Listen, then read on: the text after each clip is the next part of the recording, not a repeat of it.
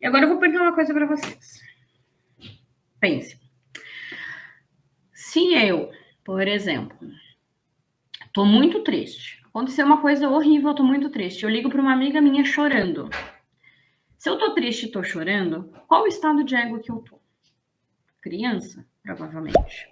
Aí eu ligo para minha amiga chorando e ela vai me responder como? O que ela vai tentar fazer naquele momento? Ela vai tentar me acolher, ela vai tentar me dar colo, ela vai tentar me cuidar, ela vai tentar dizer que eu sou maravilhosa, ou, no meu caso, né, eu faria isso porque eu já sou mais animal, eu diria assim, porra, meu, qual é o teu problema? De novo tu fez isso? Eu já ia xingar, já ia brigar, enfim, né? Qualquer semelhança é mera coincidência. Meu pai briga com as pessoas, eu aprendi a brigar também, enfim, né? Coisas que a gente vem perpetuando da família. Mas assim, quando a gente tá triste, chorando, a gente vai falar com outra, a gente tende a fazer a outra pessoa nos responder no lugar oposto. Então, por exemplo, se eu tô agindo como criança, eu falando como criança, chorando, eu vou invocar, tipo, de chamar o lado pai da outra pessoa. Deu para entender o que eu tô falando? Faz sentido. Isso aqui é a grande magia do negócio. Eu a mais empolgada, eu amo isso. Isso aqui é a coisa mais real do mundo, porque quando eu aprendi, eu quase não tenho mais conflito. Não vou dizer que eu não tenho, porque, né, enfim, somos humanos. Não tem momentos que eu tô sem paciência e que eu não tô afim de saber das bolas, de esfera, eu já quero brigar mesmo. Mas, assim, sabendo isso, eu quase não caio mais em conflito. A minha comunicação se torna muito melhor e as pessoas dizem, nossa, Ju, mas não dá nem pra comparar, porque olha o jeito que tu te comunica, eu nunca vou conseguir fazer isso. Eu consegui, só que eu trabalho isso há muito tempo. Então, é só ir trabalhando e vai melhorando. Então, se eu ligo chorando para uma amiga, a tendência vai ser ela querer me acolher. E aí, então, eu vou colocar ela no estado de pai. E se eu for ao contrário, eu vou para um funcionário agora. O funcionário faz uma coisa errada, eu já chego ali, olha, quem é o que tu fez? Ou tipo o James. Nossa, o James. O James eu acho muito engraçado. Ele tem problema com limpeza, com desorganização. Aí ele chega lá, quebrar um copo. Nossa, ele fica muito bravo quando quebra um copo. É uma coisa boba dele, assim, né? Aí quebra um copo. Quebrou um copo, ele entra na hora no estado pai, ele se fecha, ele fica com raiva, assim, porque, tipo, parece que estão fazendo coisa errada, eles não têm cuidado, ele não entende que faz parte da operação. E aí, ele não entende não, ele entende, mas naquele momento ele se contamina e entra no estado de ego pai.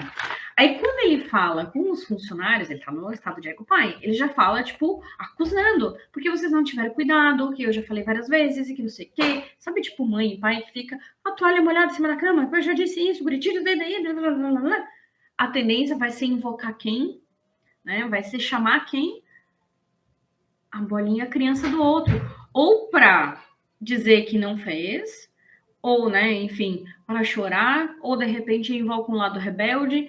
Enfim, ele não vai chamar para uma conversa madura. Ele vai invocar o lado criança do outro. Lembra no início que eu comentei? Que a minha tia dizendo, Ju, o fato do teu pai ter uma isca e fazer assim para ti não significa que tu tem que pular e pegar a isca. Deixa ele fazer a isca. Isso aqui é a isca. A gente isca as pessoas. Deixa eu aumentar aqui para aparecer no YouTube. A gente isca as pessoas.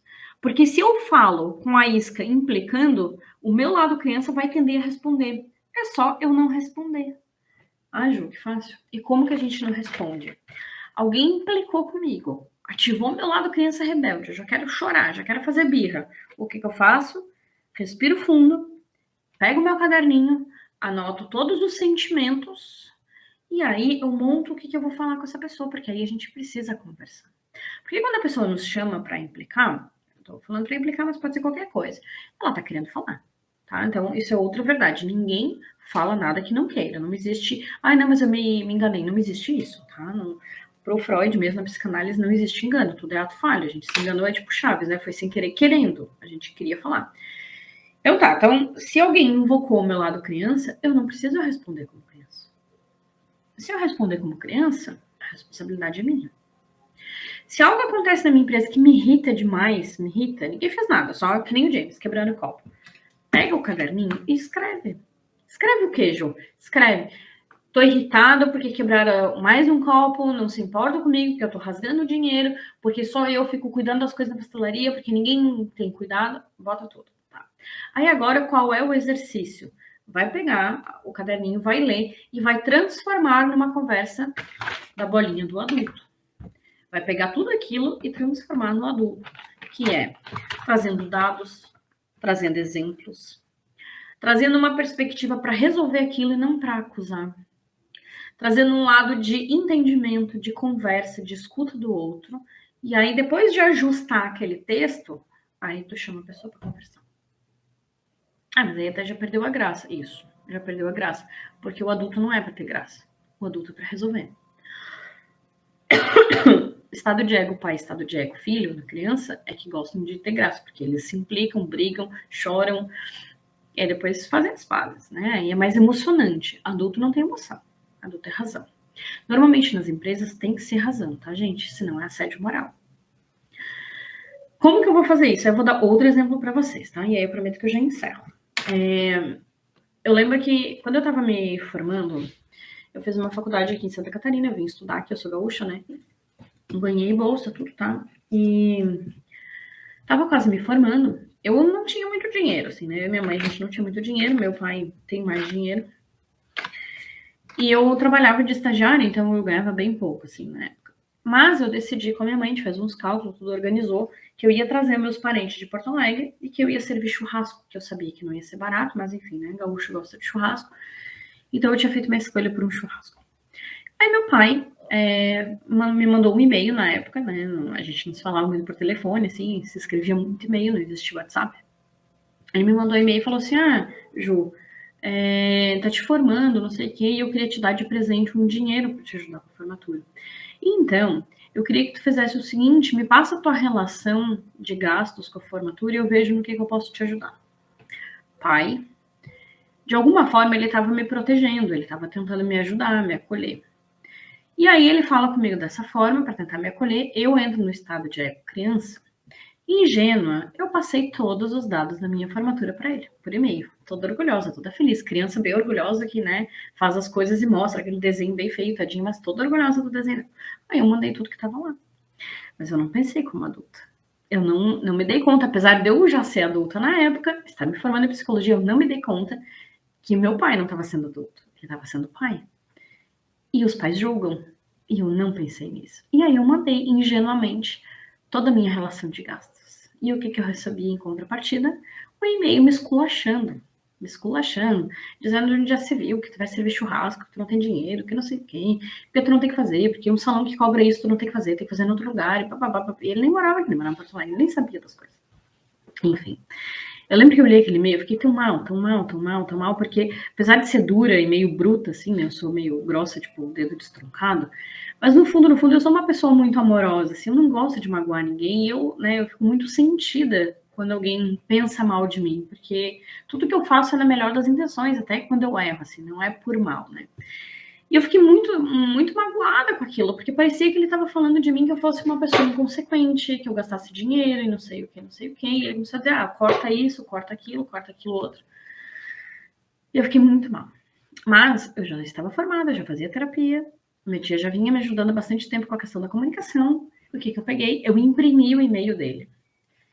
E eu fui marcando, peguei meu caderninho, eu lembro que eu peguei um marca-texto e marquei todas as falas dele que me irritaram. Tudo. Depois que eu marquei tudo, eu simplesmente sentei e comecei a preparar a resposta desse e-mail, mas não mais como criança, como adulta. Bolinha de ego, adulto. Porque aí o que aconteceu? Ele falou comigo aqui como pai, invocou meu lado criança, né? Trouxe meu lado criança à tona, ingênua, peguei e mandei tudo. Aí eu fiquei muito triste, muito abalada. Em vez de responder como criança, chorona, eu fui pro adulto. Sem brincadeira, eu levei 3 dias para escrever esse e-mail. Eu não consegui escrever numa sentada só. Eu lia. Mas eu pontuei coisa por coisa do que ele falou. Todas eu pontuei. De maneira racional, com exemplos, com uma argumentação. Adulto argumenta. Né? Com argumentos lógicos, eu escrevi tudo. E por fim eu falei assim, em nenhum momento eu te pedi nada. Tu ofereceu. Então, só para deixar claro, eu não estou pedindo, tu vai me dar se tu quiser, e eu não quero a tua opinião. Tu não foi convidado para dar opinião. Tu vai dar presente se tu quiser, se não quiser, tudo bem. Tu vai ser convidado para a festa legal, mas eu não quero a tua opinião. Isso aqui não está em discussão para pôr ou para não pôr. Isso aqui é decisão minha e da minha mãe. E deu. Depois que eu mandei esse e-mail, e aí eu fiquei super nervosa com esse e-mail. Agora ele mesmo, né, não vai mais falar comigo, vai brigar comigo, vai fazer uma confusão em família, não vai vir mais. Mas eu banquei, tá? Eu mandei, porque eu tava muito chateada, mandei o e-mail pontuando tudo. O que ele respondeu depois disso? Ah, Ju, não, tranquilo, foi só uma observação. Toma aqui, R$1.000. Eu lembro que o total ia gastar 6, ele mandou 1.000, assim, era muito dinheiro pra mim na época. Ou seja, a gente tem medo de se posicionar como adulto, porque o adulto, querendo ou não, ele provoca o lado do outro para responsabilizar o outro. O adulto, quando tu responde, porque aí qual foi o movimento? Ele, como pai, me puxou pro lado criança. Aí eu fiquei triste e chorei. Mas, espertona que eu já estava, eu treinei a minha fala no adulto. Quando eu vim pro adulto e respondi, eu puxei o adulto dele. E essa é a grande sacada. Fazendo esse movimento de tu no adulto puxar o adulto do outro, e como que a gente puxa o adulto do outro? A gente pergunta, a gente não responde, a gente pergunta. A gente traz argumentos. A gente questiona a veracidade dos dados que o outro nos traz. A gente confronta. O adulto vai fazer isso de uma maneira que o outro vai ter que falar a verdade. Ele não vai conseguir mentir, porque se ele mente, ele vai se perder na conversa. Ele não vai conseguir argumentar muito tempo com mentira. Então, esse lado adulto, quando tu puxa o outro pelo lado adulto, tu acaba com todos os conflitos. O que pode acontecer? A pessoa simplesmente não querer responder no adulto. Ela vai continuar fazendo birra.